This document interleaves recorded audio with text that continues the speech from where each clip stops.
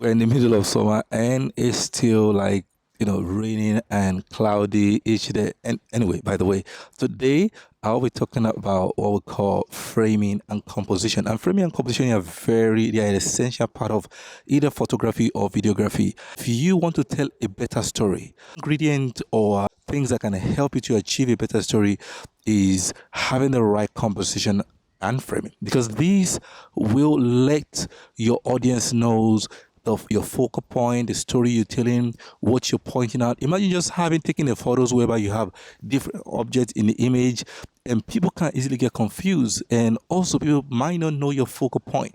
But having a good composition and framing will help you to achieve that. And today we'll be going through some types of framing and composition that will help you to tell that better story. Before we get into the photo shoot, let me show you guys the gear that I'll be using for this particular photo shoot. In my hand right now is my Sony A7R5, is my trusted camera. It's paired currently with my Sony 50 f1.2 lens, and I will later on move to my Sony. This is the 14 f1.8 lens. So this is the second lens I'll be using. This is a wide angle lens. This one is a tight angle lens. The reason for that is that like I said, I want to tell stories. I want my story to come in different perspective. I did a photo shoot recently, which I posted on my YouTube already, which is about wide angle and tight angle lens. That review was able to shed more light into how you can use a wide angle lens to tell a story and the tight angle to tell. So if you want to watch that, just head over to my YouTube channel, or you can watch it in the playlist right now. So those are the lenses and the camera I'll be using. I'll be using this old trigger from Godox, which is the trigger to trigger the light that I'll be using. So I'll be using the Godox AD600 Pro for this particular photo shoot. I trust that light so much because when I'm outside like this, I know I don't have to worry. The only issue with it is like it's heavy, it's bulky, you have to carry it on with you. But apart from that, if I take it with me, I don't have to worry about a thing.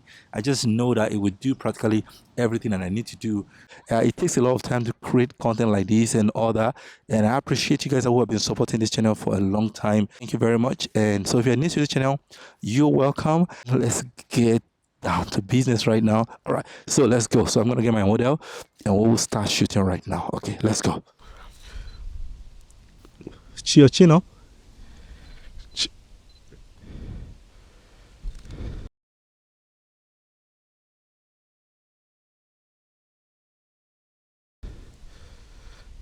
So essentially what we have here is what we call the rule of third. So you have two vertical lines and two horizontal lines. So you need to place a subject where those vertical line and the horizontal line meets. Rule of third is mainly used in things like interviews as well. So if you're doing videography, you see a lot of people doing interviews. They use rule of third for the interviews as well. You see somebody sitting on one side, the other side, there's nothing. Okay, look here. The second technique is leading line. So there should be a line that is leading us to the subject. And as you can see in these images, and this is exactly what I did, using those foreground to create a leading line to our subject. The third technique is what we call symmetry, or we can also say a sense of balance. So you place a subject in the middle, and we have a balance whereby we have the equal side, or in a sense that you make sure that people can see that there's a balance in all your overall image. This can be misinterpreted sometimes, or people can interpret it based on their own perception. But symmetry is still creating that sense of balance overall in your images.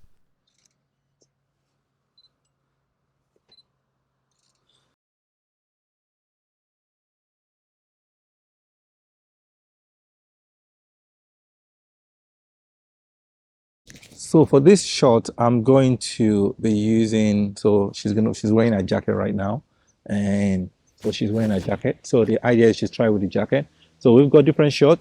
And so we are going to try the last few ones right now. I'm back to my Sony 50 f1.2 lens right now. So this is the one I'm currently using now, the Sony 50 f1.2 lens. So we're just gonna try it with this one, and we'll see what we are gonna get. Just try now. Yeah, look at me.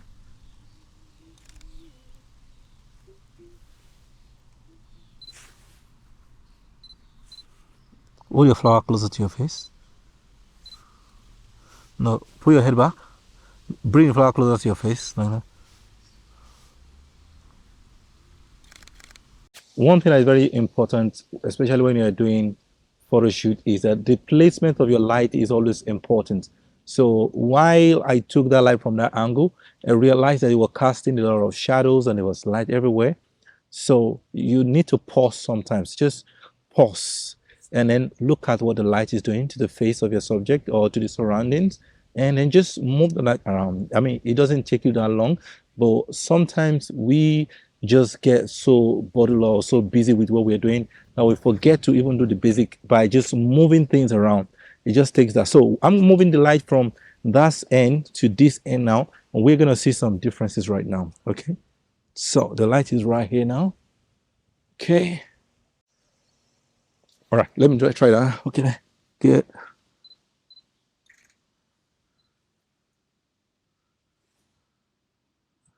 So the light is a lot better from this angle. And if I just maybe reduce the eyes a little bit, good. Gonna go tighter now. Move the far closer to your mouth, please. Yeah, good. Good.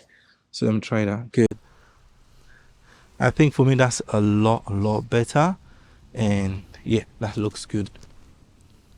Just do it. That looks good on the light.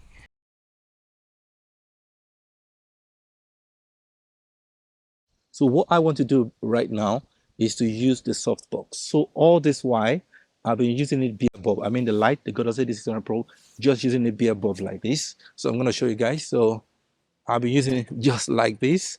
So without any softbox. What I'm gonna do right now is put a softbox around it, get some better images by creating just that softer light overall. So I'm gonna try that right now. Right, okay. Right, pull that. Then let me just do it. Yo, just do this way for me. Just to round up, I have highlighted few things you can do to elevate your photos. We have talked about rule of third, and we have also talked about symmetry and balance. Not only that, we have also talked about placement of light. The last thing I wanted to highlight is the introduction of element into your images, because that will also elevate your photos. We have used flowers throughout this whole entire photos is for a reason. Is to just add more depth, more meaning into our photos. And I've also introduced someone into the images as well, as you guys will see in the tail end of this photo. All this thing is to tell a better story and also to guide our audience in the direction that we want them to look. If you enjoyed this entire photo shoot, please smash that like button for me. And until next time, I say bye bye.